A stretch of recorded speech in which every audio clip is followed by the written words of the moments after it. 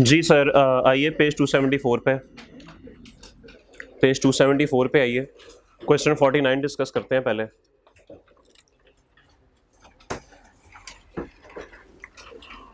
ये हो गए थे सवाल आपसे, कोई इशू? चलें फिर भी एक दफ़ा कर लेते हैं इनको।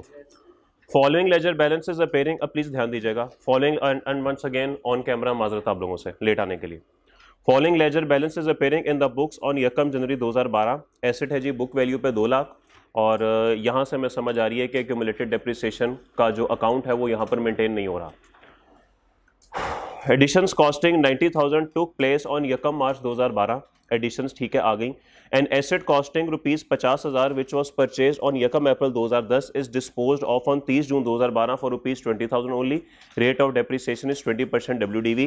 Prepare asset account and disposal account. ठीक है जी, हमें समझ आ रही है यहाँ पर क्या एक्यूमुलेटेड डेप्रिसिएशन का अकाउंट नहीं है, तो क्या क्या फर्क पड़ेगा जी? एक तो ये कि हमारी जो डिस्पोजल की एंट्री है वो चेंज हो जाएगी। उसके अंदर अब हम सेकंड स्टेप जो करते थे, we will debit the accumulated depreciation account, वो हम काम नहीं करेंगे। हम अब क्या करेंगे? हम अब एसेट की बुक वैल्यू निकालेंगे। क्या हमें बुक वैल्यू दी गई है? यहाँ पे हमें बुक वैल्यू यहाँ पर डिस्पोजल की नहीं दी गई, ऐसे ही है। तो फिर हम क्या करेंगे? हमें अब बुक वैल्यू निकालनी पड़ेगी डिस्पोजल की, ताकि हम एसेट अकाउंट को बुक वैल्यू से क्रेडिट कर सकें। ठीक होगी बात? सवाल यह है कि हम यहाँ पर जो बुक वैल्यू निकालेंगे, क्या वो डेट ऑफ डिस्पोजल तक की निकालेंगे या साल के शुरू तक की निकालेंगे? डेट ऑफ डिस्पोजल तक की निकालेंगे, बोलिए। ओके जी, बिल्कुल डेट ऑफ डिस्पोजल तक की हम यहाँ से बुक वैल्यू हम निकाल देंगे। और जो डेप्रिसिएशन चार्ज करेंगे वो हम कहाँ तक की करेंगे?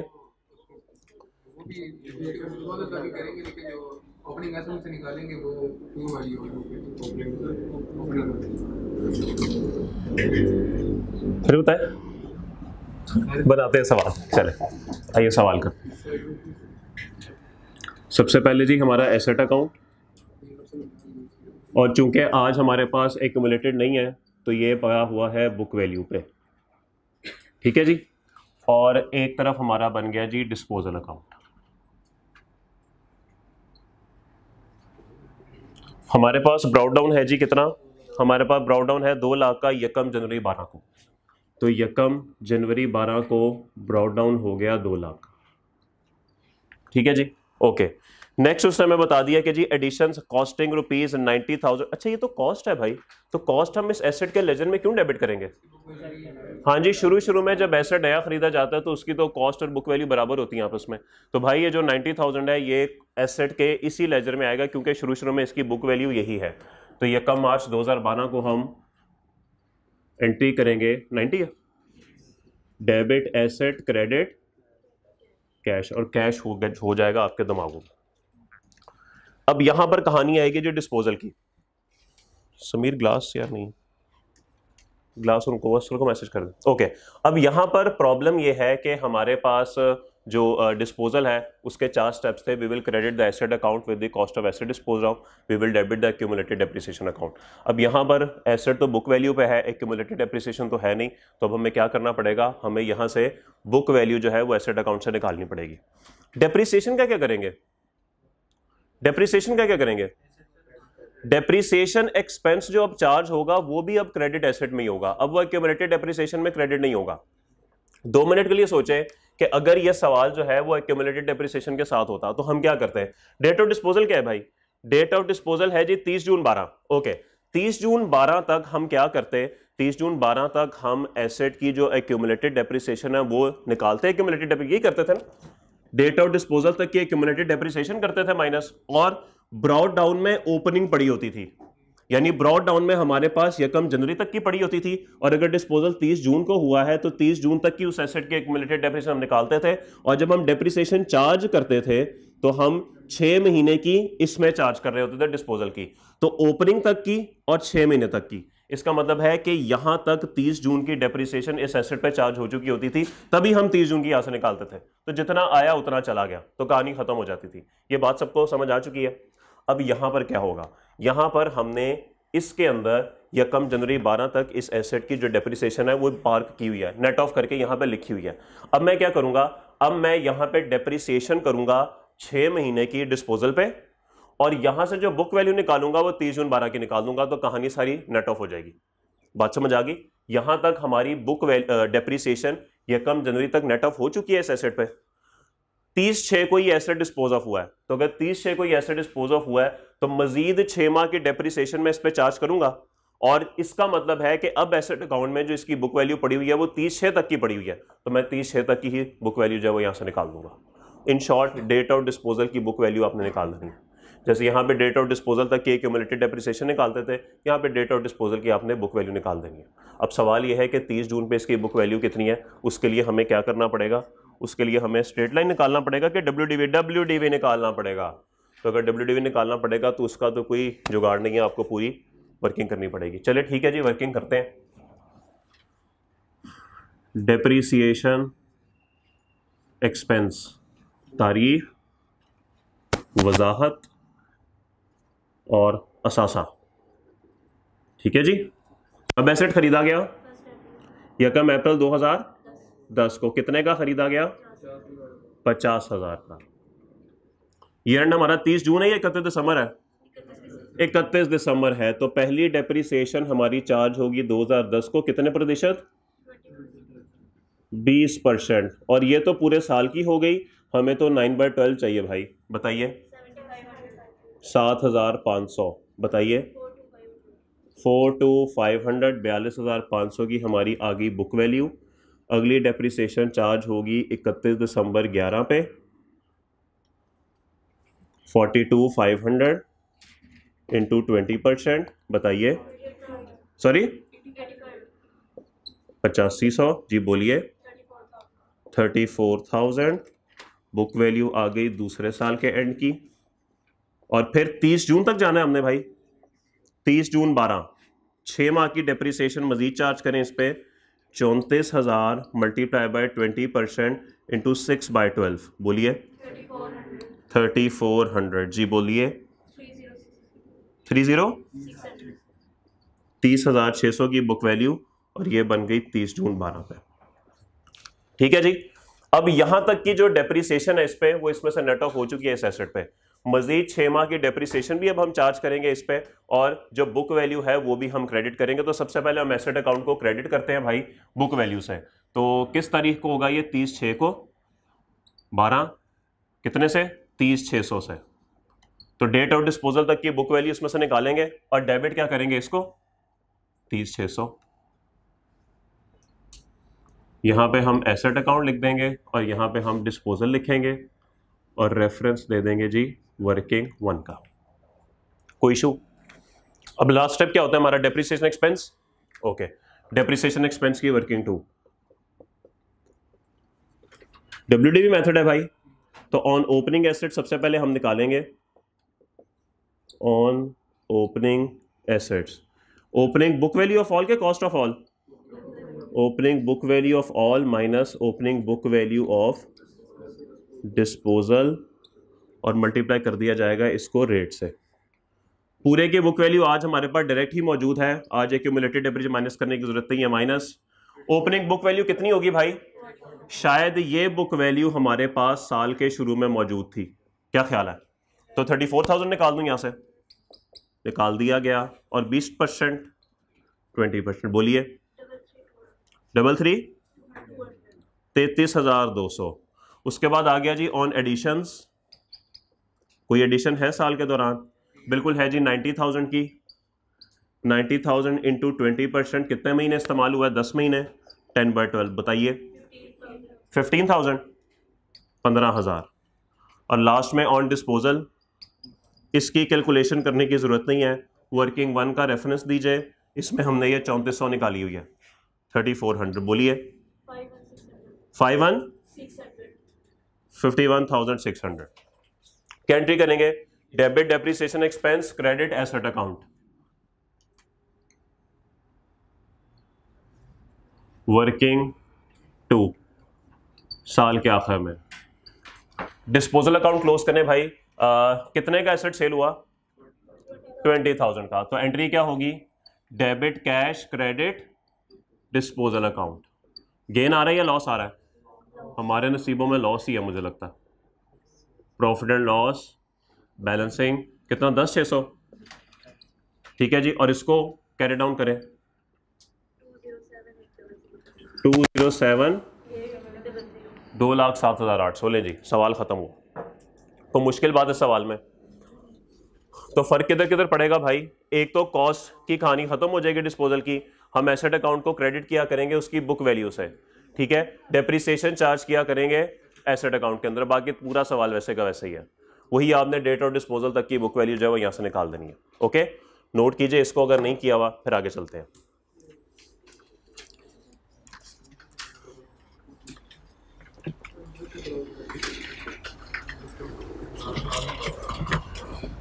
से बोलिए ना, नोट करने जी, फिर हम आगे चलते हैं।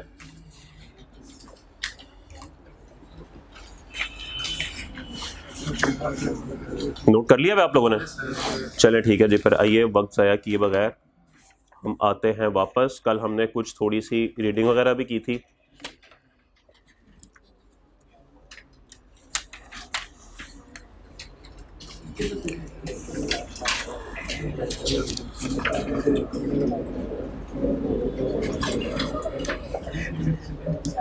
ओके भाई, कल आपसे बात कोई हुई थी डेप्रिसिएशन की, इनिशियल मेजरमेंट की और कॉस्ट की, याद है आपको?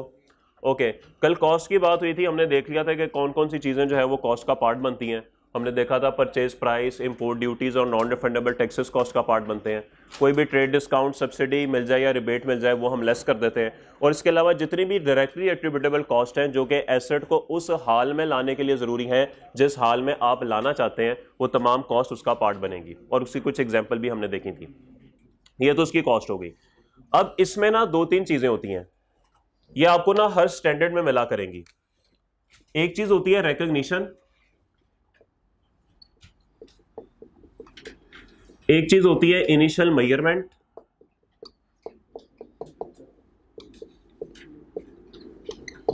और एक चीज होती है सब्सिक्वेंट मेजरमेंट।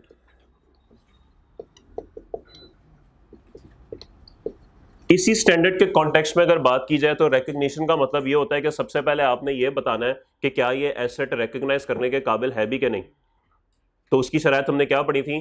पहली शर्त थी कि फ्यूचर इकोनॉमिक बेनिफिट्स इससे आने चाहिए, और दूसरा कॉस्ट मैयर की जा सके, एसेट की वैल्यू मैयर की जा सके। तो अगर ये दो बातें साबित हो जाती हैं तो आप एसेट को अपनी किताबों में कर लें डेबिट एसेट, रिकॉग्नाइज कर लें, मान लें कि ये एसेट है आपका। ठीक होगी बात? ओके, उसके बाद सवाल ये आता है कि भाई डेबिट एसेट तो कर दिया, लेकिन किस वैल्यू से करें? पहली दफा एसेट को डेबिट करने लगे हैं तो किस वैल्यू से करें, इसकी वैल्यू कैसे मैयर करें, क्या मैयर करें? Initial measurement. पहली दफा जब आप एसेट को मेजर करने लगते हैं, इसके लिए फिर हमने कल पढ़ा था वो जो कॉस्ट आप पूरी निकालते हैं वो सारे का सारा हम उसमें ये काम करेंगे, और वहां से हम वैल्यू निकाल के जो भी वैल्यू आएगी हम एसेट को कर देंगे डेबिट। क्रेडिट कैश या बैंक या पेबल जो भी है वो तो हो ही जाएगा। बात समझ आ गई? यहां तक तो हमने कल कर ली थी बात। उसके बाद बारी आती है सब्सिक्वेंट मेजरमेंट की। अच्छा, सब्सिक्वेंट मेजरमेंट के आगे ना एक टॉपिक और खुल जाता है, वो फिर हम देखते हैं अभी उसका क्या करना है, लेकिन उससे पहले भी कोई एक दो बातें जो मैंने आपके साथ करनी है।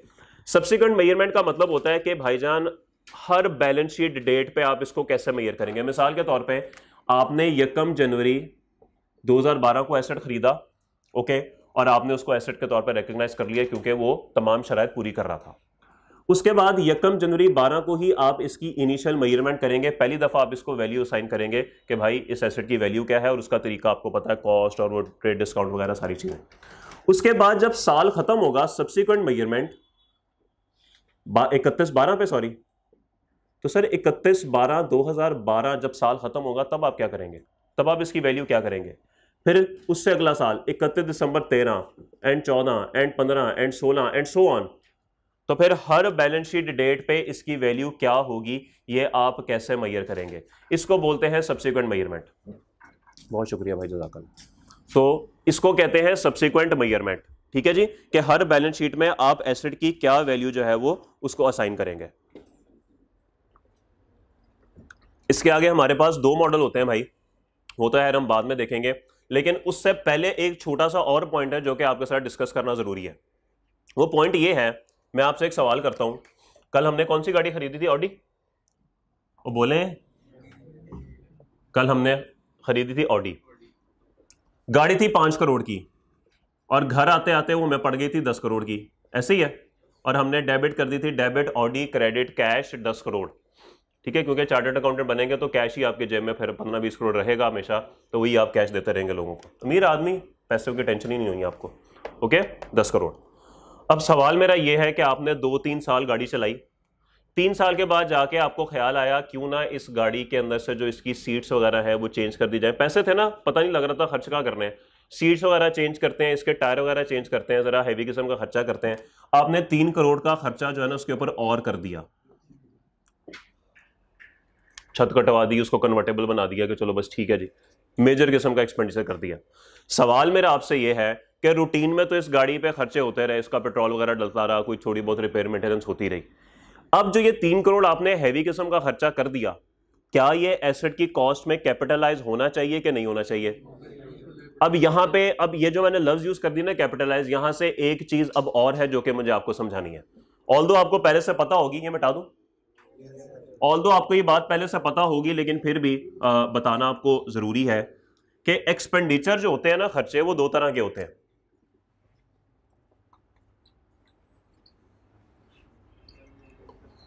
एक एक्सपेंडिचर होते हैं रेवेन्यू एक्सपेंडिचर, और दूसरे खर्चे होते हैं कैपिटल एक्सपेंडिचर। रेवेन्यू एक्सपेंडिचर होते हैं भाई डे टू डे एक्सपेंसेस, रोजमर्रा के अखराजात। आप लोगों के भी रोजमर्रा के कुछ ना कुछ अखराजात होंगे, मोबाइल में कार्ड डलवा लिया, कोई बाहर से जाके नाश्ता कर लिया, खाना खा लिया, दोस्तों के साथ खाने पीने चले गए, ये छोटे मोटे अखराजात सबके ही होते हैं रोज के। कोई आप लोगों के 40-50 हज़ार रुपये आप रोज का खर्च करते होंगे, अमीर लोग हैं आप, तो ये रोज के जो छोटे मोटे अखराजात है ना, आपके लिए छोटे मोटे हैं, ये अखराजात आपके लिए रेवेन्यू एक्सपेंडिचर है।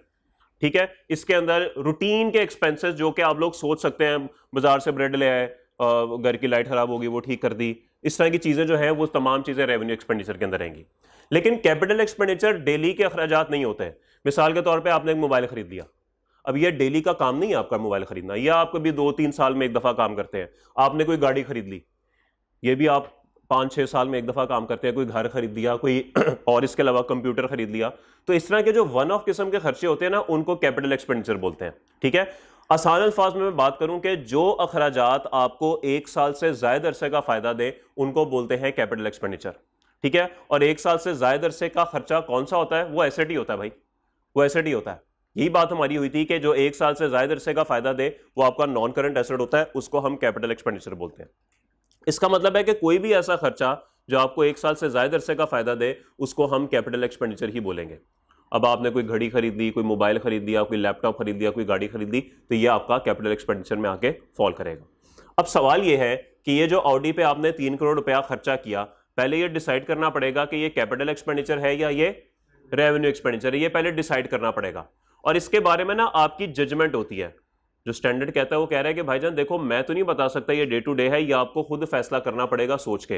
लेकिन फिर भी ये कोई इतना मुश्किल काम नहीं है, इतना मुश्किल काम नहीं है। मैं आपके सामने जो है अभी एक वो पूरा बनाता हूँ, एक इसी तरह का फ्लोचार्ट टाइप का बनाता हूँ, तो उस पर हम 3 चीज़ों को अलग-अलग करते हैं और उसके बाद हमें फैसला करने में थोड़ी आसानी हो जाएगी कि भाई ये इनका अकाउंटिंग ट्रीटमेंट कैसे में, तो हमारा मकसद ये है। अच्छा, इस पर लिख दें, provides benefit for more than 1 year. ठीक होगी बात? ओके, ये लिख लें, कैपिटल एक्सपेंडिचर की ये बात लिख लें 1 मिनट लगा के। उसके बाद हम आगे चलते हैं और बात करते हैं कि अगर कोई सब्सिक्वेंट एक्सपेंडिचर हो जाए एसेट पे तो फिर क्या होता है।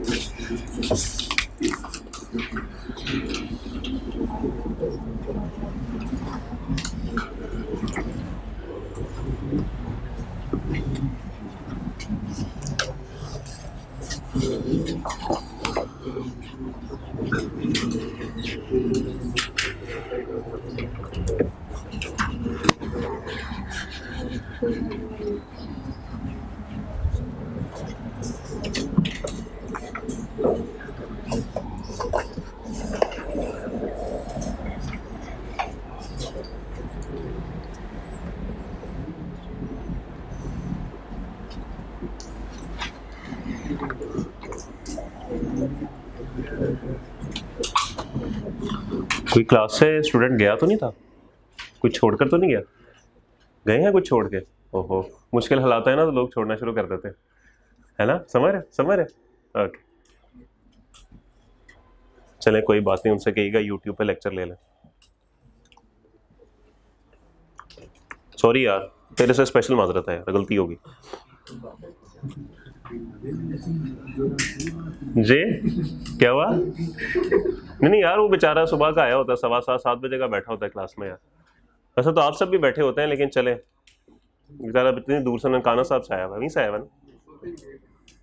नहीं सर, हाँ वो तो किसी ने कहा था सीए कर लो, जिंदगी आसान है, बस वो आसानी ढूंढ रहे हैं हम। कोई जिंदगी आसान नहीं है यार, ये ऐसी बस बातें बनी हुई हैं। हो गया जी नोट?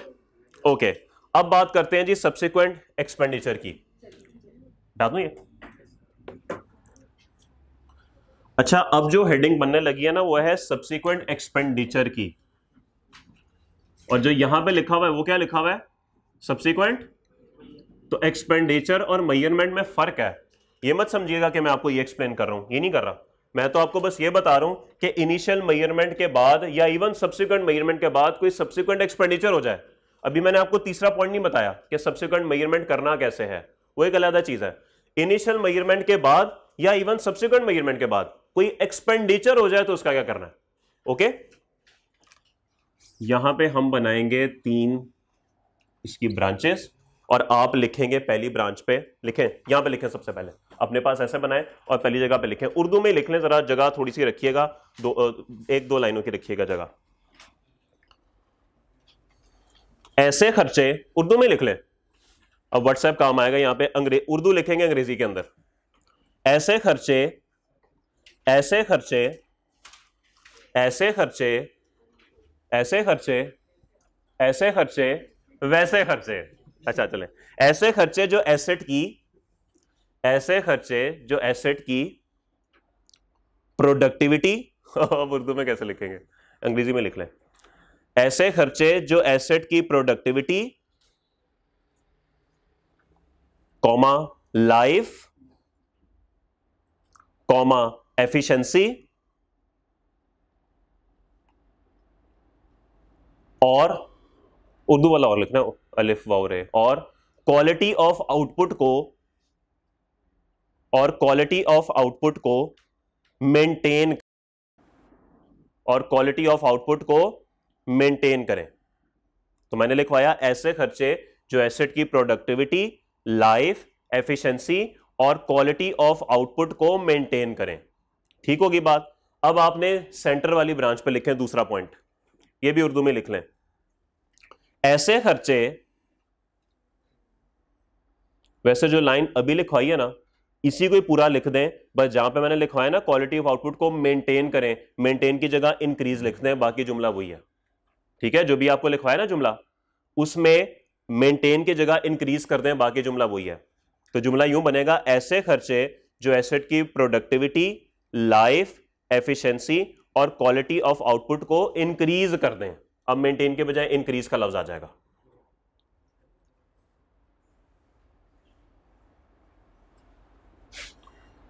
ऐसे खर्चे जो एसेट की प्रोडक्टिविटी, लाइफ, एफिशिएंसी और क्वालिटी ऑफ आउटपुट को इंक्रीज कर दें। पहले में मेंटेन लिखवाया था, दूसरे में इंक्रीज लिखवा दिया। और तीसरे पे लिखे for replacement of major part, for replacement of major part, for replacement of major part.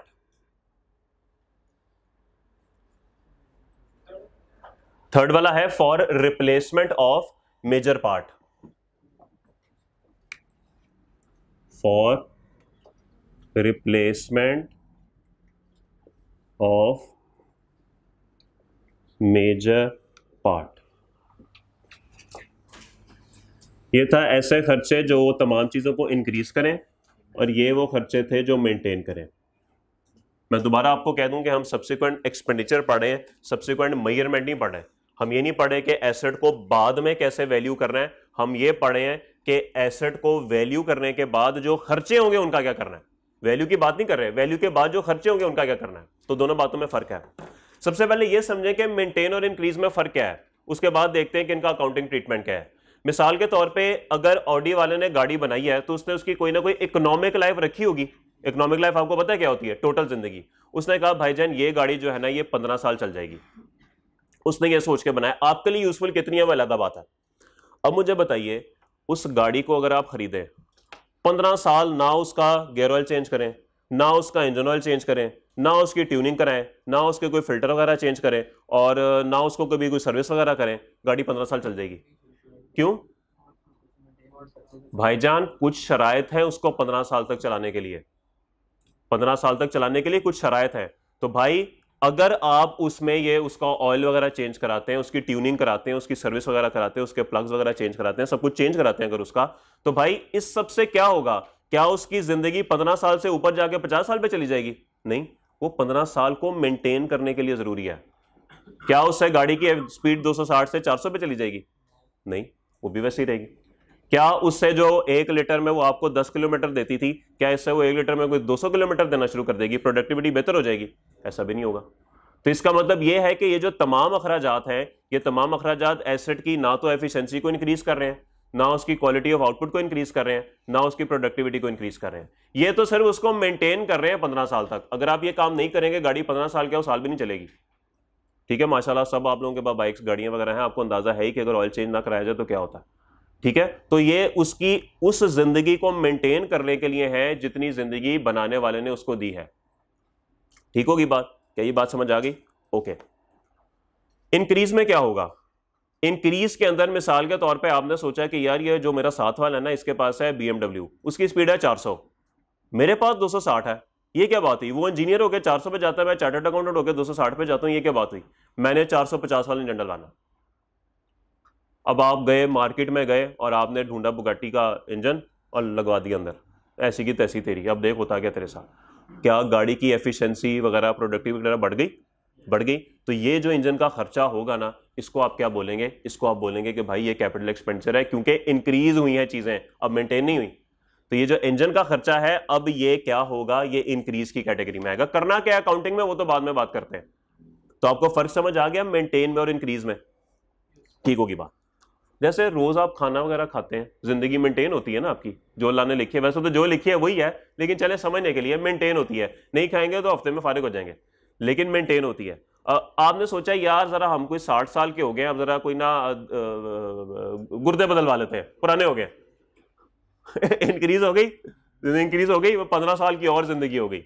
तो बेसिकली इसको बोलते हैं कि ये आपका इंक्रीज कर रही है आपकी एफिशिएंसी वगैरह, क्वालिटी ऑफ आउटपुट वगैरह। ठीक होगी बात? वैसे तो जिंदगी अल्लाह के हाथ में है, मैंने वैसे ही मिसाल समझाने के लिए दी है। ये मत समझिएगा कि अगर हम करा लेंगे तो जिंदगी चेंज हो जाएगी, वो ये अल्लाह के हाथ में, जितनी भी लिखी है बस उतनी ही है। रिप्लेसमेंट ऑफ मेजर पार्ट, इसकी जो मिसाल है ना वो हम दे सकते हैं। मिसाल के तौर पे एरोप्लेन, एरोप्लेन जो है इसके अंदर कुछ सीट्स वगैरह होती हैं और उसका एक इंजन होता है। अब आई थिंक उसके इंजन की जो जिंदगी है ना वो 3 साल है। 3 साल से ज्यादा आप उस इंजन को नहीं चला सकते। लेकिन जो बाकी जहाज का पूरा वो है इंटीरियर वगैरह है, सीट्स वगैरह है, वो तो चल जाती हैं, वो 8-10 साल भी चल जाती हैं। तो आपने एक ब्रांड न्यू अगर जहाज खरीद दिया और आपने 3 साल बाद उसका इंजन चेंज करवा दिया, तो इसका मतलब है कि आपने मेजर पार्ट रिप्लेस कर दिया है उसका। तो ये कैटेगरी जाएगी इसके अंदर। तो अगर आपने किसी भी एसेट का मेजर पार्ट रिप्लेस कर दिया है तो वो यहां पे जाएगा for replacement of major part. इसका भी अकाउंटिंग ट्रीटमेंट अलग से होगा। तो ये 3 चीजें हो गई, रूटीन के खर्चे जो मेंटेन करने के लिए होते हैं, एक वो जो इंक्रीज कर देते हैं, और ये कि मेजर पार्ट ही अगर आपने रिप्लेस कर दिया। अब इनका ट्रीटमेंट क्या है?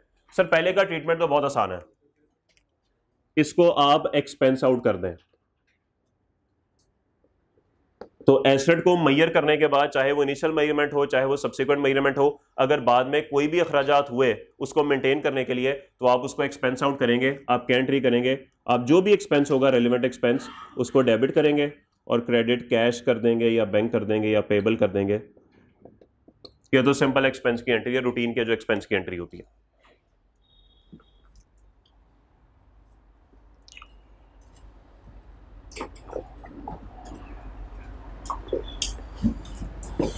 जब खर्चे आपकी एसेट की प्रोडक्टिविटी एफिशिएंसी वगैरह को इंक्रीज कर दें, तो फिर क्या करना है आपने? यहां पे मसला है भाई, आपने उन खर्चों को कैपिटलाइज करना है और फिर उनको डेप्रिशिएट भी करना है, and depreciated over remaining useful life of asset. ये बड़ी इंपॉर्टेंट बात है भाई, ये जो लिखा है ना मैंने remaining, this is very important. Asset की जो बकाया जिंदगी है उस पे आपने उसको क्या करना है, डेप्रिशिएट कर देना। इसकी हम एक मिसाल बनाते हैं।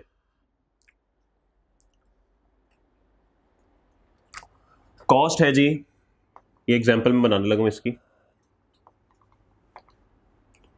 यकम जनवरी 2020 को 100 रुपए की, डाटा बल्कि लिख लेते हैं इधर से, जिंदगी है 5 साल की, 5 ईयर्स। सब्सिक्वेंट एक्सपेंडिचर जो हमने इस पे किया वो किया भाईजान 50 रुपए का। सब्सिक्वेंट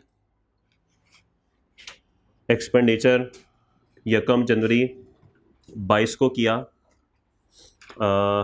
50 रुपीज का। अब अगर इसकी डेप्रिसिएशन निकालना चाहें तो डेप्रिसिएशन हम इसकी 2 तरह से निकाल सकते हैं, एक स्ट्रेट लाइन और एक WDV। अब जरा प्लीज देख लीजिएगा, उसके बाद आपने नोट करना है। इसका सोल्यूशन एक दफा मैं करूंगा स्ट्रेट लाइन के साथ और एक दफा करूंगा WDV के साथ। सबसे पहले स्ट्रेट लाइन।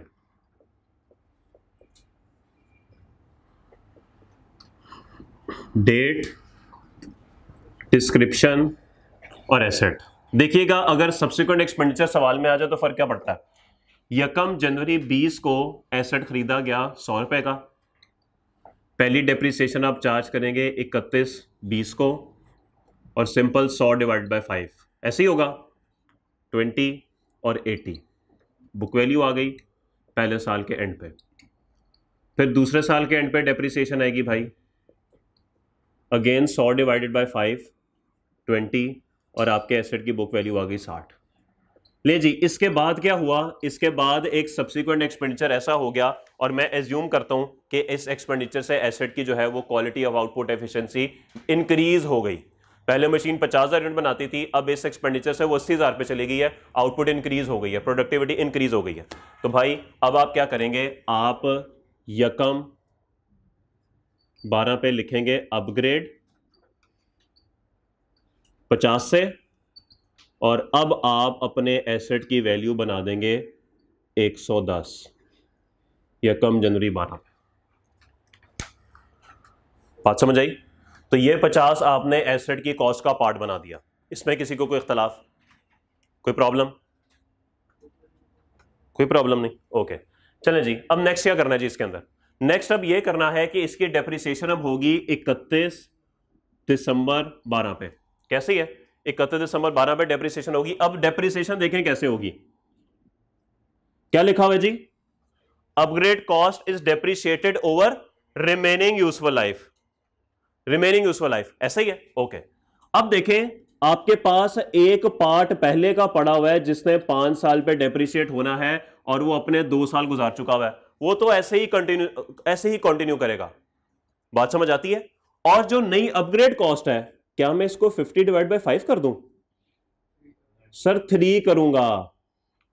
एसेट ने जब चलना ही टोटल 5 साल है, और ये तीसरे साल आया तो तीसरा, चौथा, पांचवा, एसेट ने 5 साल इस्तेमाल होना है भाई, 5 साल इस्तेमाल होना है। तो ये तो बिल्कुल सही आ रहा है, 100 डिवाइड बाय 5, इस 100 ने तो 5 पे ही डिवाइड होना है, तो ये 100 5 पे ही जाएगा आगे। लेकिन ये 50 इसके पास अब 5 साल नहीं है, इसके पास तो बकाया 3 साल है। कुछ बात समझ आई?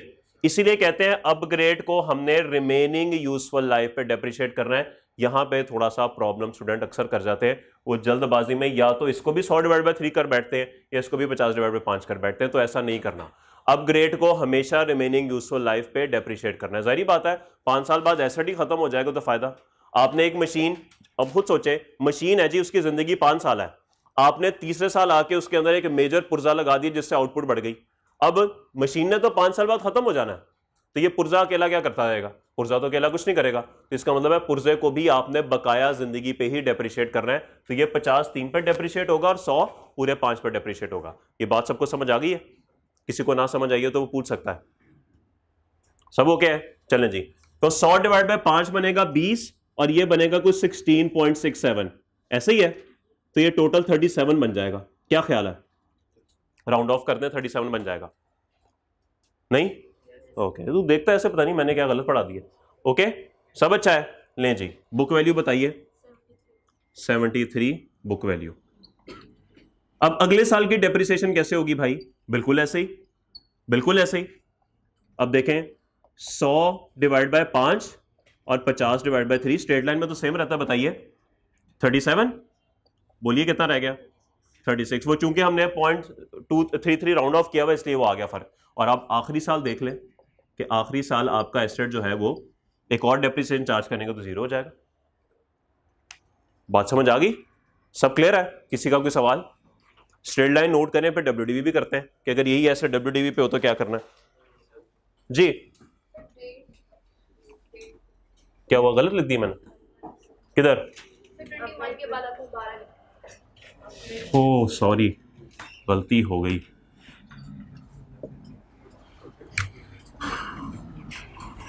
बाईस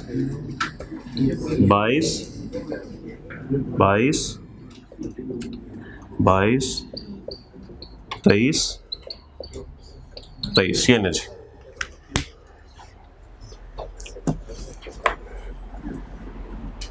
जी। सवाल था आपका कोई? सर हुक्म। वो जब यहां पे पढ़ेंगे फिर देखेंगे। नहीं यहां पे नहीं कर रहे, यहां पे पार्ट चेंज नहीं हो रहा है, यहां पे तो एक्सपेंडिचर होके एक नया पार्ट आ रहा है बस। इससे बिल्कुल बढ़ेगी। अगर यूजफुल लाइफ सवाल में कह दे कि बढ़ी है फिर उसको चेंज करेंगे, अगर कह दे। लेकिन हो सकता है यूजफुल लाइफ ना बढ़े, आउटपुट इंक्रीज हो जाए, गाड़ी की स्पीड एफिशिएंसी इंक्रीज हो जाए। जरूरी तो नहीं है कि यूजफुल लाइफ ही बढ़े। अगर सवाल में वो कहेगा कि यूजफुल लाइफ बदल गई तो वो भी तो चेंज इन एस्टिमेट है, बिल्कुल करेंगे उसे। आपकी बात बिल्कुल दुरुस्त है, उसको भी बिल्कुल करेंगे। हाँ फिर 100 को भी चेंज करेंगे, वो सवाल में बिल्कुल बताएगा हमें। ओके, लेकिन फिर भी देखना पड़ेगा सवाल को। अगर वो कह देना टोटल लाइफ अब 5 से बढ़ के 8 हो गई है तो 100 के 2 साल ऑलरेडी गुजर चुके हैं, ठीक है? तो वो बहरहाल सवाल आएंगे अभी आगे, अभी सवाल आएंगे, देखेंगे इंशाल्लाह। ये I-16 आपकी जान एंड तक नहीं छोड़ेगा, ये हर टॉपिक के साथ जुड़ जाता है। ये वो आलू है जो हर सब्जी के साथ अटैच हो जाता है। ये I-16 कुछ ऐसा है। तो इंशाल्लाह जान नहीं छूटेगी आपकी सितंबर तक, सॉरी नवंबर तक। असल जान तो नवंबर में छूटी है ना जब रिजल्ट आएगा। क्यों सर? नहीं मैंने कोई गलत बात की है? डरा मैं कहाँ रहा हूं यार, सच बात बता रहा हूं। डरा दे तो इतना मैं वो जो डराऊं, तो मैं वो लगता हूं डराने वाला? वो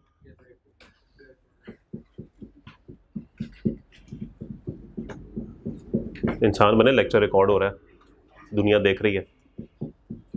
और दुनिया पता है दुनिया में कौन आता है?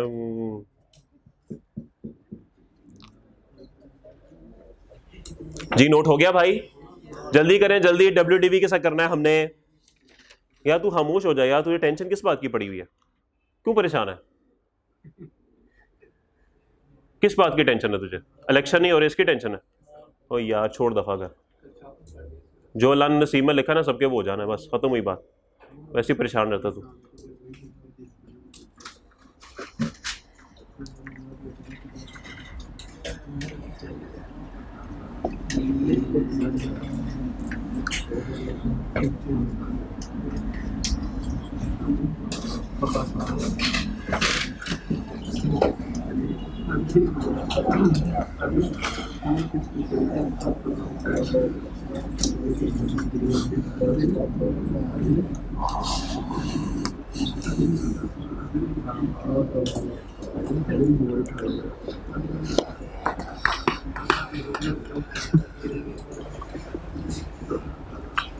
चलो जी, अब ये सवाल WDV से करते हैं। इसके लिए सबसे पहले रेट भी तो कैलकुलेट करना है भाई। ओके, डेट, डिस्क्रिप्शन और एसेट।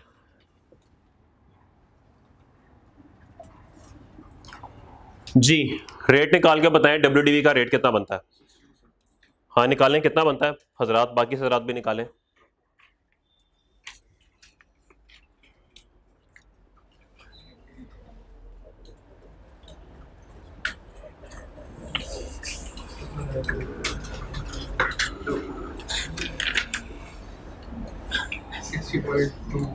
60.2%।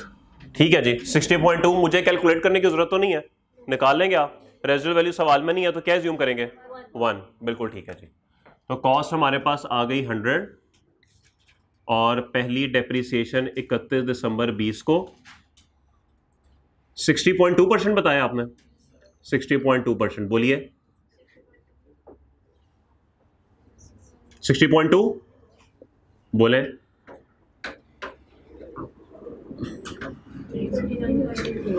39.8।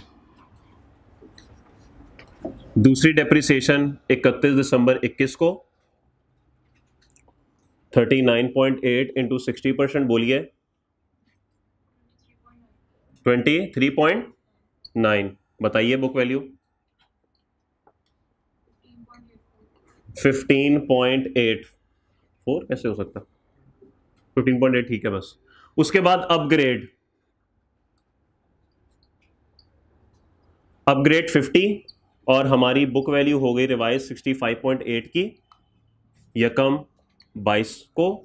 और अगली डेप्रिसिएशन जब 31/12/22 को होगी तो बिल्कुल नॉर्मल तरीके से यहां पे हमने कुछ नहीं करना, बस हमने अब रेट को इसके साथ मल्टीप्लाई कर देना बस। बताइए कितने? 39.6 बोलिए। 26.18 बुक वैल्यू आ गई 31 दिसंबर 22 की। और एक डेप्रिसिएशन हम 23 की भी कैलकुलेट करते हैं भाई। 26.18 इंटू 60.2% बोलिए। 15 पॉइंट बताइए।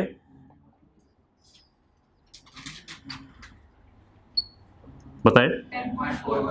10.41 ले जी। नहीं इसमें नहीं करेंगे ऐसा, इसमें ऐसा कुछ नहीं करेंगे, ये बस डायरेक्ट ही आएगा।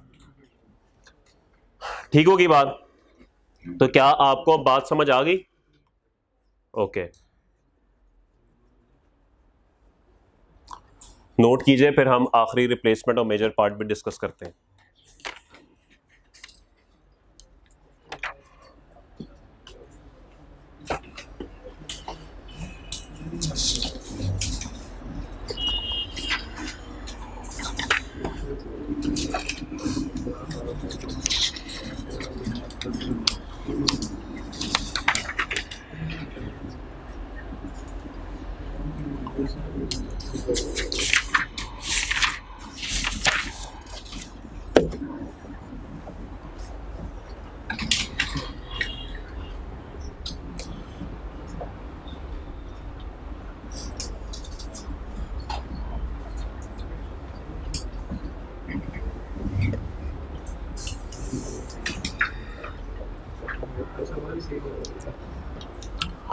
ओके जी, for replacement of major part ji.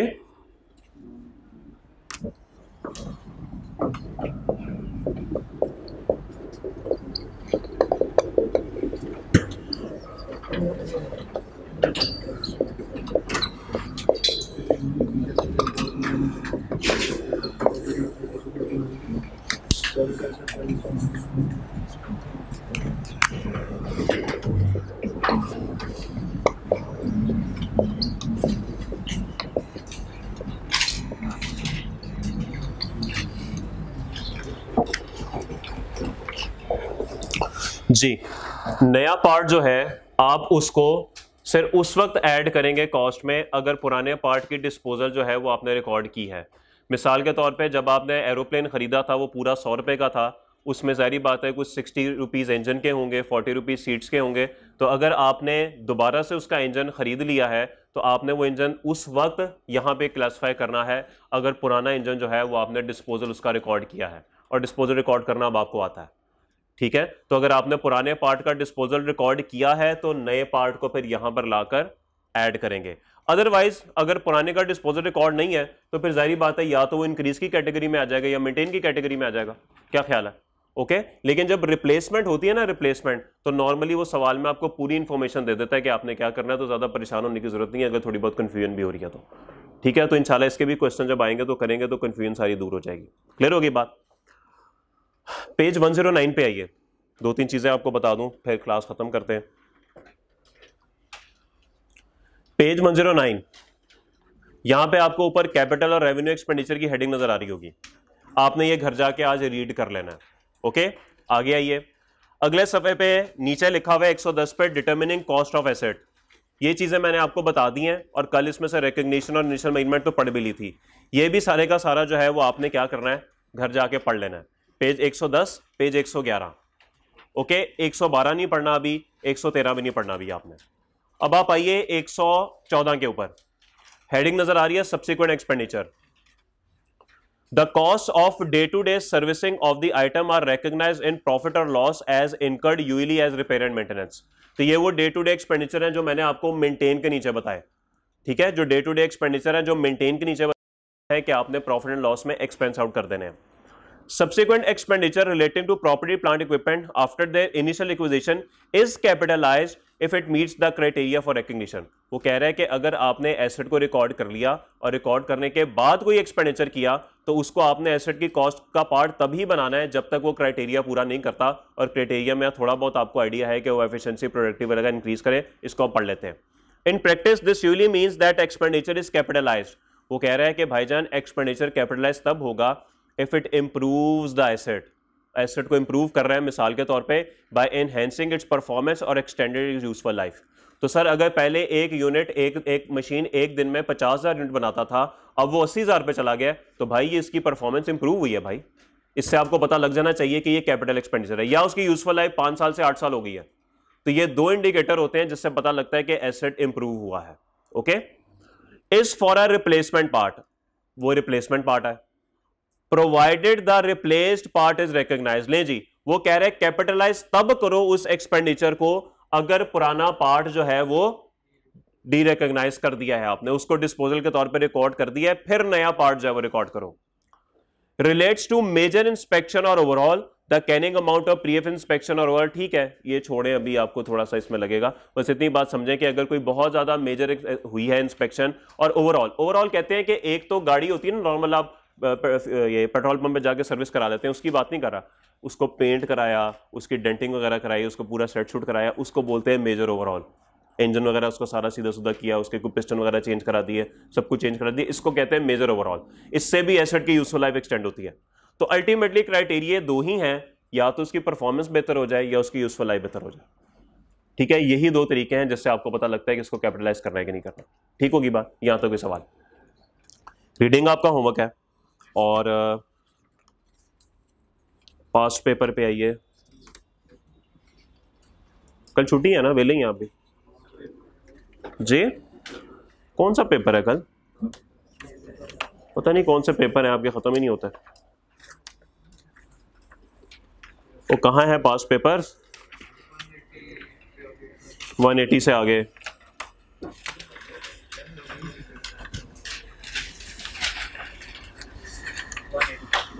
Okay जी, आप लोगों ने करना है जी पेज 184 पे आए, क्वेश्चन नंबर 1 आपको नजर आएगा अमार वाला। अमार, एक ये सवाल आपने करना है और अगले ही सफे पे 185 पे क्वेश्चन नंबर 4 नजर आएगा, इसका बी पार्ट है डेल्टा। ओके, ये दो सवाल आपका होमवर्क है, क्वेश्चन नंबर 1 अमार वाला और क्वेश्चन नंबर 4 का बी डेल्टा वाला। मिल गया सबको? इसके अंदर वही रूटीन की बातें हैं, कॉस्ट आपसे निकलवाएगा, अपग्रेड करवा देगा, डेप्रिसिएशन करा देगा, तो ये सारी बातें आपको पता है। आपसे इंशाल्लाह मुलाकात अब होगी परसों। अल्लाह हाफिज।